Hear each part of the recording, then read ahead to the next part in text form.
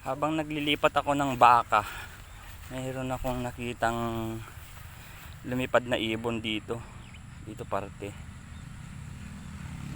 Dito. May nakita akong inakay. Ayan. Dito siya. Ayan. Ito siya.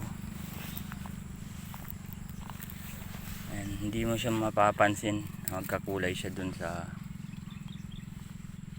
dahon, sa mga sanga. Ayan siya. Isa lang niya. Mabuti hindi siya nalaglag kasi yung baka dito kasi sinuga. Ayan siya. Pero iisa niya lang. Dapat dalawa to eh. Usually kasi yung mga gantong ibon, dalawa talaga yung nagiging napipisa ba. Baka nandito lang kasi dito ko nilagay yung baka eh. Ayan siya. Diyan lang.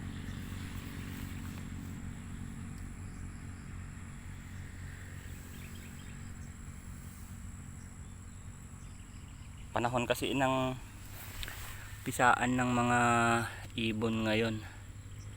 Kaya maraming mga ibon na kalat-kalat dito. Nakaraan dyan naman siya eh.